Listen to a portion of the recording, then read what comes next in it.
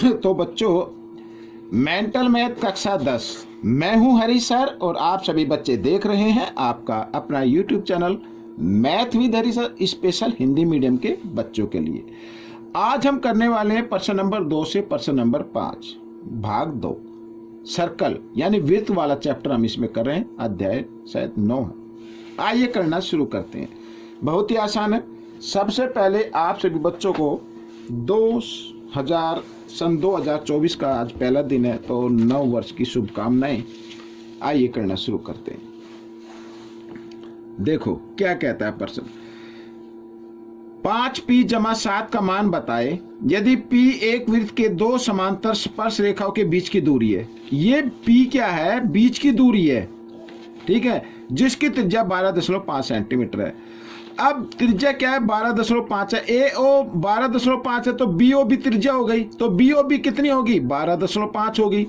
तो हमें क्या बताना है? अब ये कुल जो AB दिया हुआ ना, ये P है, इसको मान लो P है ये, और P में दो रेखाखंड लगते हैं, एक तो AO और एक BO। तो दोनों को जमा कर दे तो P के बराबर आता है। तो हमें निकालना 5, यानी P निकाल लो पहले। P क्या है भाई? AO जमा BO, और यानी 12.5 और 12.5 ऐसे। तो कितना आ गया? 25 आ गया बच्चों। कितना आ गया? 25 सेंटीमीटर आ गया। या हिंदी में लिखना चाहो तो हिंदी में भी लिख सकते हो इस तरीके से, ठीक है। अब हमें निकालना 5p = 7।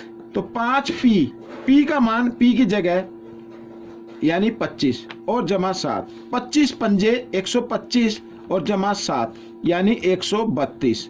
ये आपका मान आ गया बच्चों, ठीक है। हो गया प्रश्न हल। प्रश्न नंबर 3 क्या कहता है? देखो प्रश्न नंबर 3 बहुत ही आसान है। आकृति में BP का मान बताना। ये रहा BP, इसमें BP का मान बताना है। तो सबसे पहले यहां पर हम त्रिभुज लेंगे APO।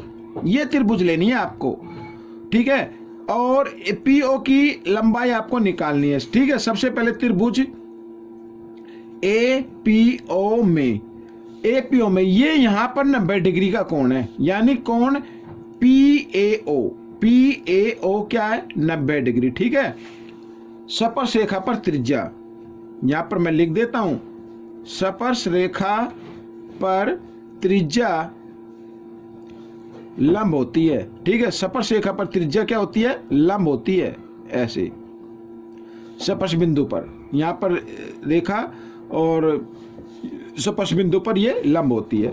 तो ये एक समकोण त्रिभुज बन गया। और समकोण त्रिभुज में 90 डिग्री के जो सामने भुजा होती है उसे कर्ण कहते हैं, ठीक है। तो कर्ण का वर्ग यानी PO का वर्ग बराबर होना चाहिए AP का वर्ग जमा AO का वर्ग, ये पाइथागोरस। तो PO का वर्ग आपको निकालना है। AP कितनी है? 12, तो 12 का वर्ग, और ये कितनी है? 5। AO कितना? 5। तो इस तरीके से 12 का वर्ग कितना होता है? 144। 5 का वर्ग कितना होता है? 25। दोनों को जमा किया कितना आ गया? 169 आ गया। अब PO की वैल्यू निकालनी है, तो ये वर्ग इधर आकर ये वर्गमूल में बदल दो। तो 169 का वर्गमूल कितना होता है? 13 होता है। तो 13 सेंटीमीटर आ गई बच्चों यहां पर, ये ठीक है। अब ये 13 हो गई, यहां पर लिख लेता हूं। अब इसी प्रकार त्रिभुज, यहां पर त्रिभुज PBO, ठीक है, PBO में, इस त्रिभुज PBO में यानी कोण PBO ये 90 डिग्री का होगा, क्योंकि BO क्या है?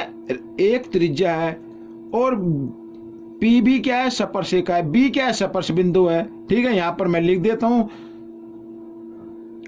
स्पर्श बिंदु पर त्रिज्या, ठीक है, स्पर्श बिंदु पर त्रिज्या लंब होती है। ये मैंने लिख दिया, ठीक है, इस तरीके से। तो ये भी एक समकोण त्रिभुज हो गया। तो समकोण त्रिभुज में क्या होता है? ठीक है, 90 डिग्री कोण आ गया ना। 90 डिग्री के सामने कर्ण होती है, तो कर्ण का वर्ग बराबर होगा यहां पर आधार का वर्ग जमा ऊंचाई का वर्ग, इस तरीके से। तो PO यानी PO का वर्ग बराबर होगा BO का वर्ग जमा PB का वर्ग। अब PO तो दिया हुआ है 25, तो यहां पर लिख दे 25 का वर्ग। 25 नहीं, सॉरी 13 दिया हुआ है, 13 है ना, 13 दिया हुआ।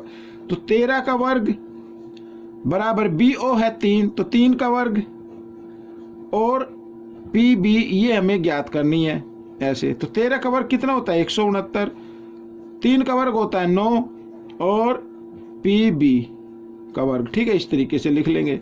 अब 9 इधर जमा, इधर आकर ये घटा में हो जाएगा, तो मैं इसको लिख सकता हूँ इस तरीके से, इस तरफ लिख लीजिए। तो 9 इधर घटा में होगा, तो 169 में से 9 घटाएंगे कितना आएगा 160 आएगा। अब क्या करना है, अब आपको करना है इधर ये वर्ग है ना, इधर लेके आएंगे तो वर्गमूल में बदल जाएगा, और 160 का वर्गमूल निकालना है। 160 का तो परिपूर्ण वर्गमूल नहीं आएगा, तो 160 के टुकड़े कर लेते हैं, कितना आता है, ठीक है ना, और जोड़ा बना लेते हैं। 2 अट्ठे 16, 0 की 0, 2 से 2 चौक 8, 2 दूनी 4, 2 दाई, ये आएगा बच्चों 2 और 2। ठीक है, 1 2 इसमें से निकल जाएगा, 1 2 इसमें से निकल जाएगा, यानी 2 गुणा 2, और जिसका जोड़ा नहीं बनना वो है 10, तो 2 दूनी 4, 4 वर्गमूल 10। ये बच्चों आपकी PB की लंबाई आ गई। या तो सीधा 160 लिख दे, या फिर 4 वर्गमूल 10 लिख दे, इस तरीके से। ठीक है ना, ये प्रश्न आपका हल हो गया।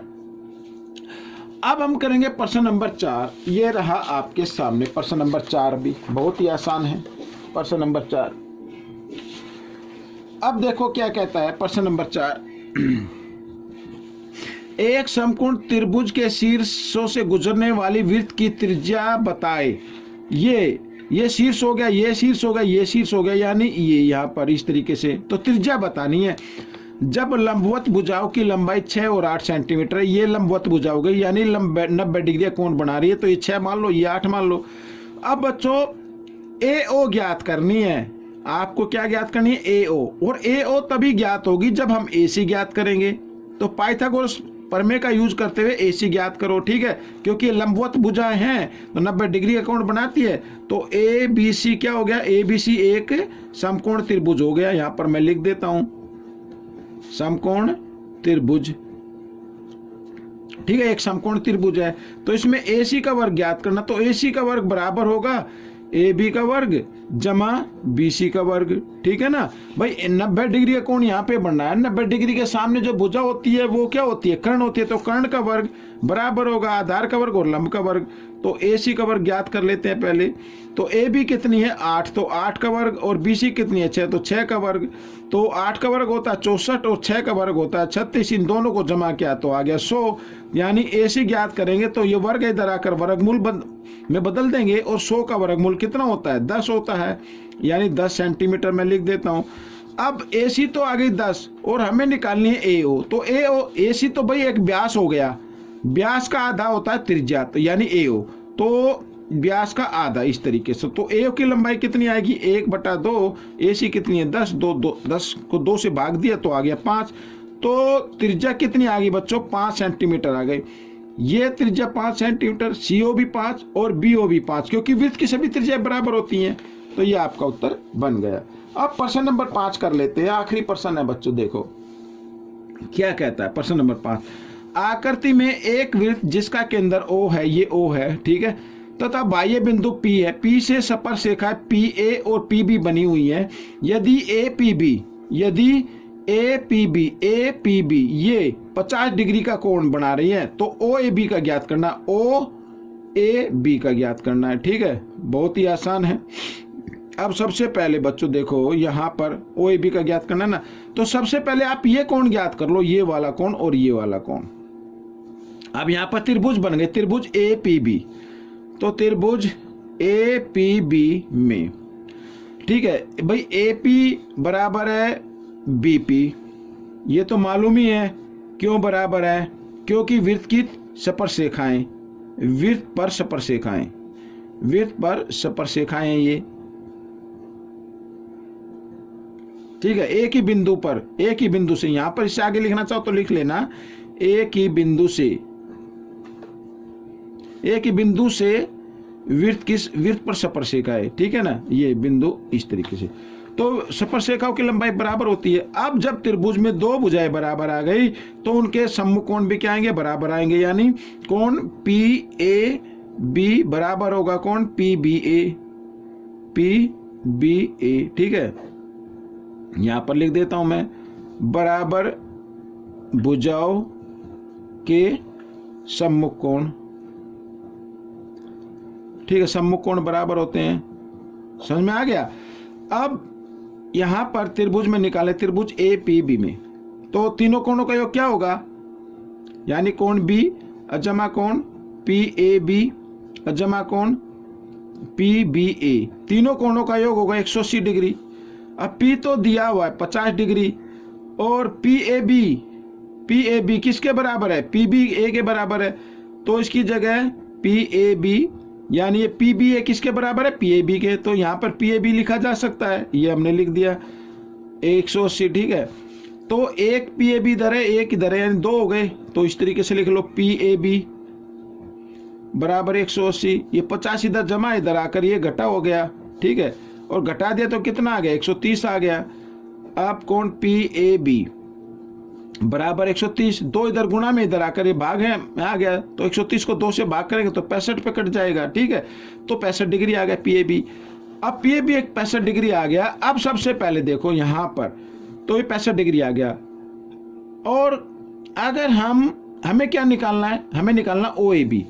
अगर कोण ओ ए बी निकालना, ओ ए बी कैसे आएगा, ये कोण कैसे आएगा, अगर हम पी ए